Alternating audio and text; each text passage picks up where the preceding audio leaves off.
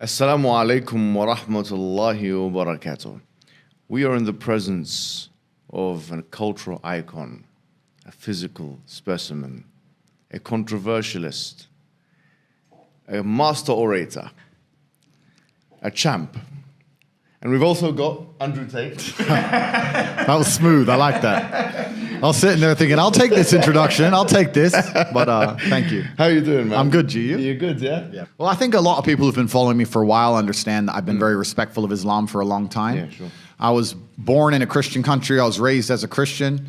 And I've always been very respectful of Islam. And it's become more and more obvious to me and more pertinent that Islam is the last religion on the planet. When I talk about Islam, because I'm new to it, Yeah. I'm a little bit careful, right? Because I'm new to it. I'm certainly not a scholar. There's so much I need to learn. I know I'm on a learning journey. I'm not here to sit here and talk scripture. I don't know those things yet. I'm here to learn. Yeah. But And we're here at your assistance. thank you, bro. Thank you. Honestly. Thank you. Yeah. But it's just, for me, it feels like the last religion on earth. I feel like there's no other religion. People say to me, why did you convert? And I said, I don't really feel it as a conversion. It's almost like I knew God was real and now I've become religious. And they say, well, you were religious before. I was like, religious before how? Christian? What does Christian mean? Like, who's not a Christian? You go to Christian nations and everyone says they're a Christian. Look how they live their lives. Go into the average church. Is anyone actually fearful of God? Anybody?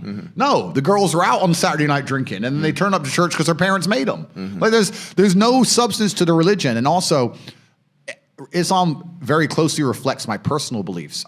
Through my personal life, I've learned that if you don't have standards and you're not a strong person who's prepared to defend his ideas, you will be crushed. Yes. And we look at most religions in the world today which are not prepared to defend their ideas. What's happened to them? They're just getting crushed. And now we have Christianity as an idea which has basically said, well, we can't set any firm rules because everyone will just quit. So instead, let's make it so easy to be a Christian that nobody has to put any effort in. Yeah. And then accept everybody no matter what. And hopefully we can keep the church doors open. That's not God to me, you know? Yeah. God to me is strong.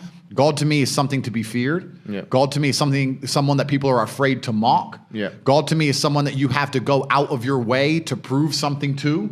God to me has red lines. Yeah. Like, God to me represents the Islamic faith. The Christian God to me, I don't see God. I can't explain. I don't see anything there. So to me, it was the only logical choice in the end. And this is why perhaps I found God the way I did, because I understood all these things first, and then I saw the Quran, and it confirmed so many things for me. You know, like even the conversations I've been having so far, so many things have been confirmed, and it's amazing the knowledge that's inside of it, which is so applicable today.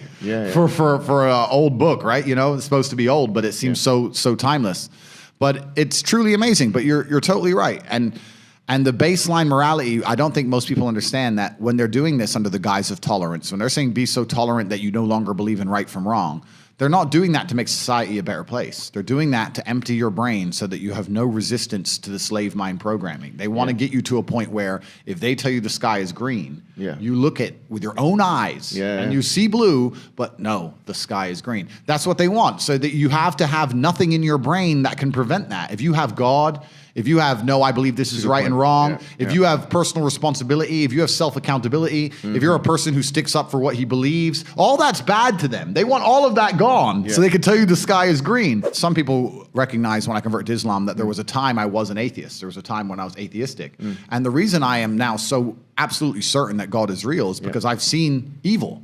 I've seen shaitan. I've seen it. When you see enough evil, you realize that there must be an equal and opposite force. And there are people out there in the world today doing the work of the devil, genuine demons, who are trying to destroy the baseline morality that's inside of all of us. We're all born with some kind of morality, and they're trying to destroy it. And that's exactly the Islamic understanding, that we believe that you're born with something called fitrah.